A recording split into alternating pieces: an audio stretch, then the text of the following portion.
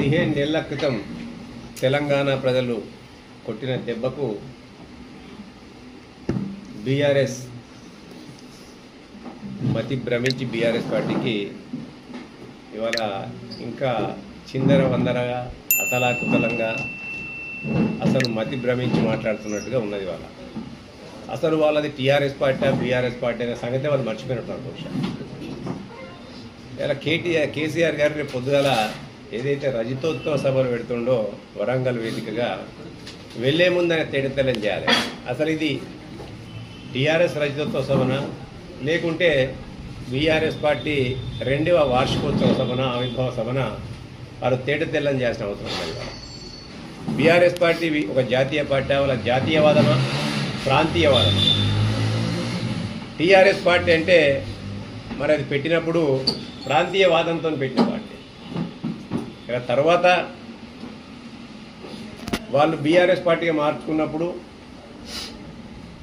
వారు భారత రాష్ట్రంతో అంటే మరి జాతీయవాదం కొని పెట్టినట్టుంది. ఎందుకంటే అప్పుడు మహారాష్ట్రలో ఒక శాఖను ఏర్పాటు చేసి అక్కడ కూడా అధ్యక్షులు పెట్టడం జరిగింది.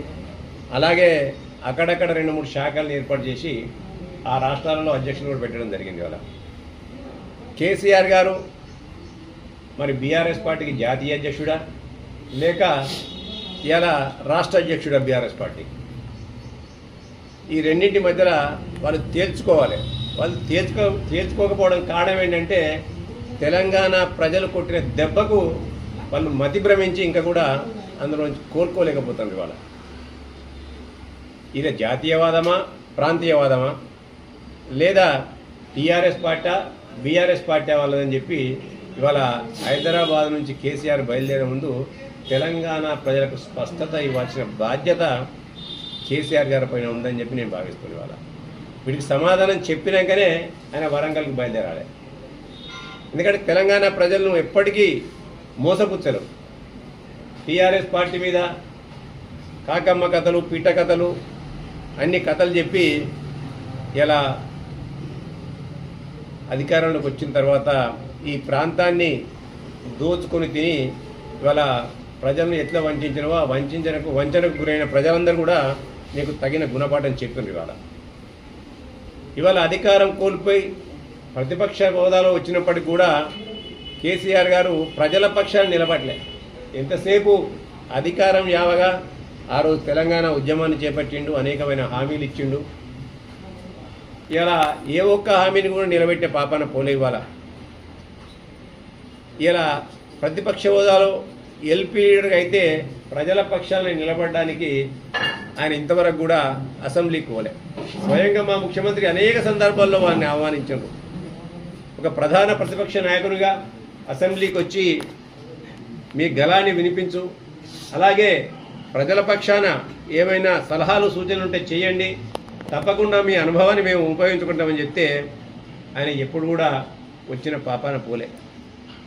ఎల్పీ లీడర్ లేకుంటే కనీసం ఆ పార్టీలో ఒక ఉపనాయకుని కూడా పెట్టే పాపాన పోలేవాళ్ళు. అక్కడ వాళ్ళ నాయన ప్రజల పక్షాన నిలబడలే రాష్ట్రంలో. ఈ ప్రాంతం నుంచి నేను బీఆర్ఎస్ టీఆర్ఎస్ పార్టీకో వర్కింగ్ ప్రెసిడెంట్, ఎందుకంటే ఆయనకే కన్ఫ్యూజన్ అది బీఆర్ఎస్ టీఆర్ఎస్, దానికి నేను వర్కింగ్ ప్రెసిడెంట్ అని చెప్పుకుంటున్నా.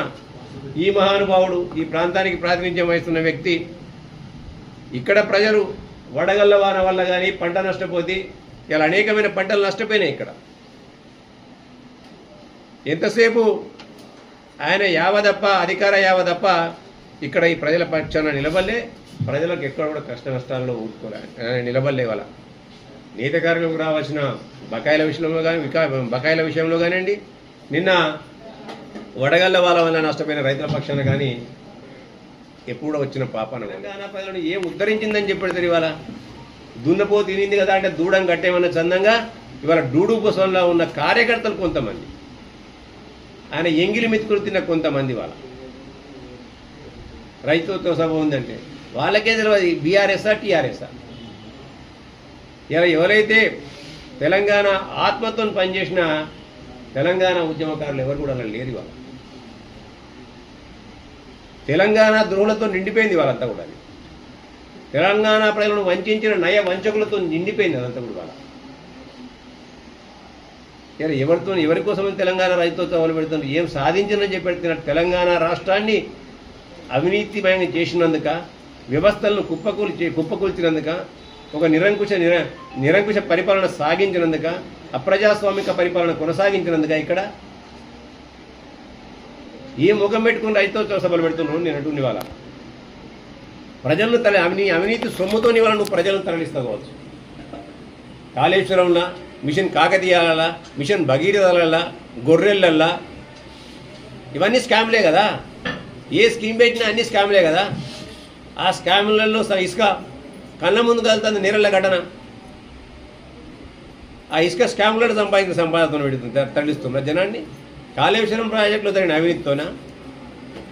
ఇలా ఏ జనం వచ్చినా నీ మీటింగ్కు కదిలివచ్చే జనం కాదు, కదిలించే జనం వస్తుంది ఇలా నీ మీటింగ్.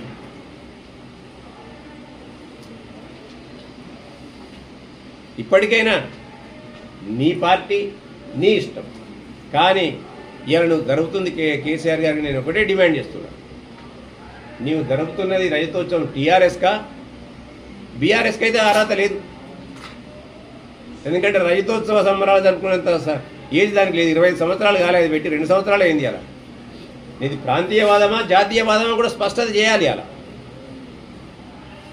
ఇవన్నీ నెరవేర్చినందుకు ముందుగా బహిరంగ క్షమాపణ చెప్పాలి.